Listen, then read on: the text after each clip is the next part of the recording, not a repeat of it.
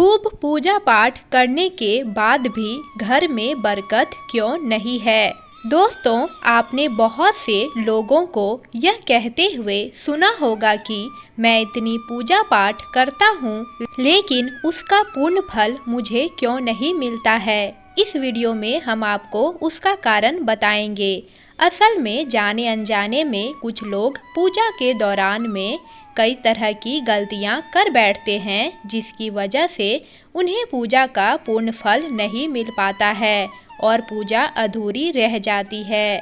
ऐसे में अगर आप गलत विधियों और नियमों के साथ पूजा करते हैं तो इसका विपरीत प्रभाव भी पड़ सकता है। चलिए जानते हैं कि घर और मंदिर में पूजा करने का सही तरीका क्या है। नंबर 1, किसी भी देवी देवता या भगवान का पूजन करने से पहले स्नान किया जाता है।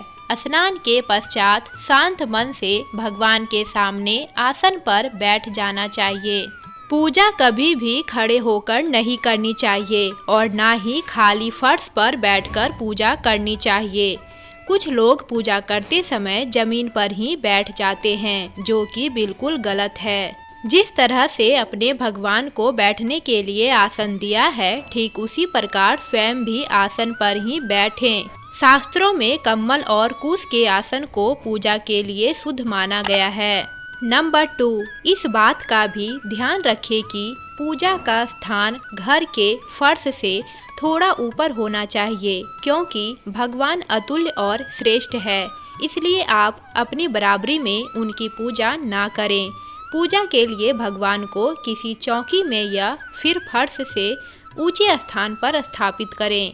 इसके अलावा पूजा घर में देवी देवताओं की मूर्तियों को कभी भी दीवार से सटाकर नहीं रखना चाहिए। पूजन करते समय आपका मुंह उत्तर या फिर पूर्व की दिशा में ही होना चाहिए। नंबर 3, घर या किसी भी मंदिर में पूजा संपन्न करने के बाद में भगवान से अपनी भूल के लिए उनके समक्ष क्षमा याचना जरूर कर लेनी चाहिए।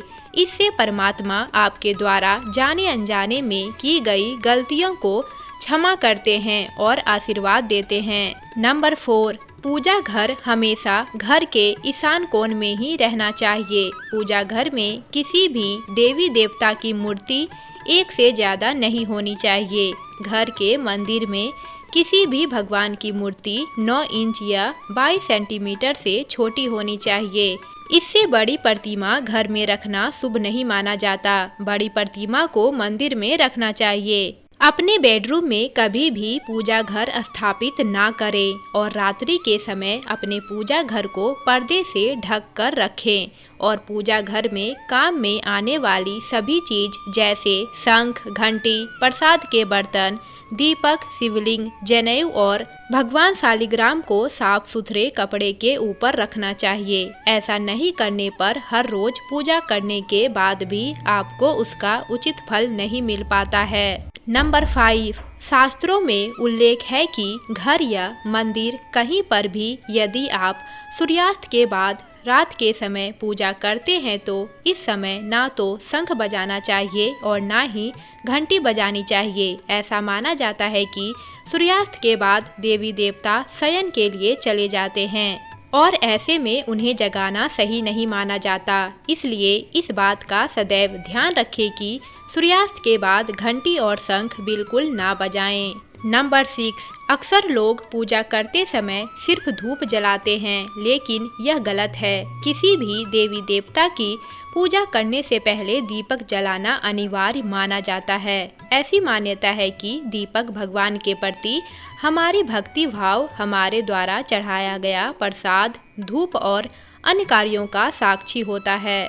अगर आप पूजा करने से पहले दीपक नहीं जलाते हैं तो भगवान तक आपकी प्रार्थना कभी नहीं पहुंचती है। आजकल ज्यादातर घरों में अगरबत्ती का इस्तेमाल किया जाता है, परंतु कभी भी पूजा करते वक्त अगरबत्ती का इस्तेमाल नहीं करना चाहिए, क्योंकि अगरबत्ती में बांस की डंडी का इस्तेमाल किया जाता है।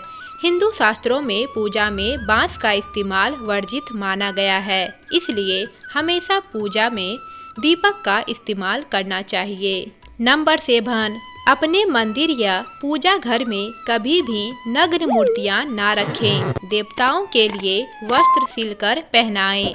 आजकल बाजार में भी देवी देवता के वस्त्र उपलब्ध होते हैं। आप चाहे तो बाजार से ले सकते हैं।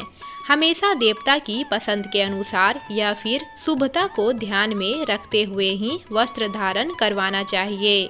सूर्य, गणेश, दुर्गा, शिव और विष्णु यह पंचदेव कहलाते हैं। उनकी पूजा सभी कार्यों में अनिवार्य रूप से की जाती है। प्रतिदिन पूजन करते समय इन 5 देवों का ध्यान अवश्य करना चाहिए। इससे माता लक्ष्मी की कृपा और समृद्धि प्राप्त होती है। नंबर 8, आप चाहें किसी भी देवी देवता का पूजन कर रहे हो, लेकिन सर्वप्रथम हमेशा भगवान गणेश को ही प्रणाम किया जाता है। किसी भी हवन या शुभ कार्य की शुरुआत में भगवान गणेश को प्रणाम करके ही की जाती है। ऐसा कहा जाता है कि भगवान गणेश को प्रणाम किए बिना पूजा करने से उसके फल की प्राप्ति नहीं होती है। नंबर 9, बिना सर ढके पूजा नहीं करनी चाहिए। मान्यता है कि बिना सिर ढके पूजा करने से इसका पुण्य फल आपको प्राप्त नहीं होता है। पूजा के दौरान सिर ढकना भगवान के प्रति श्रद्धा भाव को दर्शाता है। पूजा के दौरान सिर ढकने का धार्मिक कारण के साथ वैज्ञानिक कारण भी बताए गए हैं।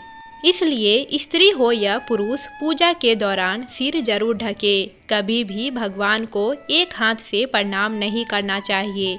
हमेशा पूरी तरह से झुककर दोनों हाथों से प्रणाम करना चाहिए। नंबर 10, जब भी आप पूजा करने किसी मंदिर में जाते हैं तो आपको मंदिर में जो प्रसाद मिलता है उसे मंदिर में ही खाना चाहिए। भले ही आप उस प्रसाद का थोड़ा सा हिस्सा ही मंदिर में खाएं, बाकी हिस्सा घर ले जाने के लिए रख सकते हैं। यह ईश्वर के प्रति आपकी श्रद्धा का प्रतीक है। आप जब भी मंदिर जाते हैं तो आपको एक बार घंटा जरूर बजाना चाहिए। ऐसा माना जाता है कि घंटा बजाने से आपका संदेश सीधे ईश्वर तक पहुंचता है। घर में पूजा करने के बाद शंख, घंटी को बजाना महत्वपूर्ण माना जाता है। इससे घर में सकारात्मक ऊर्जा आती है। नंबर 11, हमेशा इस बात का ध्यान रखें कि कभी भी दीपक से दीपक नहीं जलाना चाहिए। शास्त्रों के अनुसार जो व्यक्ति दीपक से दीपक जलाते हैं वह रोगी होते हैं। नहाने से पहले ही भगवान को चढ़ाने के लिए फूल को तोड़ लेना चाहिए। नहाने के बाद फूल तोड़ने पर फूल स्वयं को चढ़ाया हुआ माना जाता है। ऐसा शास्त्रों में कहा गया है। पूजा पाठ करते समय या फिर किसी भी समय दीपक, शंख, भगवान की मूर्ति या तस्वीर, सोने के आभूषण और शालिग्राम को कभी भी सीधे जमीन या फर्श पर नहीं रखना चाहिए। नंबर 12, घर या मंदिर में पूजा के समय भगवान की आरती करते समय भगवान विष्णु के सामने 12 बार, सूर्यदेव के सामने 7 बार, देवी दुर्गा के सामने 9 बार, शंकर भगवान के सामने 11 बार और गणेश जी के सामने 4 बार आरती घुमानी चाहिए। इससे पूजा पाठ का सकारात्मक फल मिलता है आपको। किसी भी मंत्र का जाप करने के पश्चात आसन के नीचे की भूमि को स्पर्श कर नेत्रों से लगाना चाहिए। इससे आपको जप के पूर्ण फल की प्राप्ति होती है। नंबर 13, अगर आप किसी खास प्रयोजन के लिए कोई पूजा अनुष्ठान करते हैं तो उसमें लिए संकल्प को पूरा करने में ज़्यादा समय नहीं लगाना चाहिए। अगर आपने कहीं किसी को दान करने का संकल्प लिया है तो उसे जितनी जल्दी हो सके पूरा कर देना चाहिए। संकल्प को पूरा करने में देरी से पूजा अनुष्ठान का पूरा लाभ नहीं मिल पाता है। नंबर 14, किसी को भी कोई वस्तु दान दक्षिणा हमेशा दाहिने हाथ से ही देनी चाहिए। एकादशी, अमावस्या, कृष्ण चतुर्दशी, पूर्णिमा व्रत कथा, श्राद्ध के दिन बाल और दाढ़ी नहीं बनाने चाहिए। नंबर 15, जिन लोगों का यज्ञोपवीत संस्कार हो चुका है उन्हें बिना जनेऊ पहने पूजा पाठ या किसी भी तरह का अनुष्ठान नहीं करना चाहिए, क्योंकि बिना जनेऊ धारण किए जो भी धार्मिक कार्य किया जाता है वह निष्फल हो जाता है। नंबर 16, सभी हिंदू घरों में पूजा पाठ या अन्य धार्मिक कार्य में इस्तेमाल करने के लिए गंगा जल रखा जाता है, लेकिन क्या आपको पता है कि प्लास्टिक की बोतल में या किसी अपवित्र धातु के बर्तन जैसे कि एल्युमिनियम और लोहे के बने बर्तन में गंगा जल नहीं रखना चाहिए। गंगा जल तांबे के बर्तन में रखना शुभ रहता है। नंबर 17, अगर आप पूजा करने के लिए मंदिर जा रहे हैं तो आपको हमेशा अपने घर से ही लोटे में जल लेकर जाना चाहिए। कभी भी मंदिर में रखे जल से ईश्वर का जलाभिषेक नहीं करना चाहिए। जब भी आप जल चढ़ाकर मंदिर से वापस आए तब आपको ध्यान देना है कि जल का लोटा कभी भी खाली घर वापस ना लाएं। यदि आप जल भरकर मंदिर से वापस लोटा लाते हैं तो इससे शुभ फलों की आपको प्राप्ति होती है। दोस्तों, आज के वीडियो में बस इतना ही। आपको यह जानकारी कैसी लगी मुझे कमेंट बॉक्स में ज़रूर बताएं। वीडियो पसंद आया हो तो इस वीडियो को लाइक और दोस्तों और परिवार में शेयर करना बिल्कुल ना भूलें। और ऐसी ही जानकारियाँ प्राप्त करने के लिए मेरे चैनल को सब्सक्राइब करके घंटी को दबाकर ऑल पर टच कर दें, ताकि मेरे न्यू वीडियो के नोटिफिकेशन आपको मिल सके। धन्यवाद।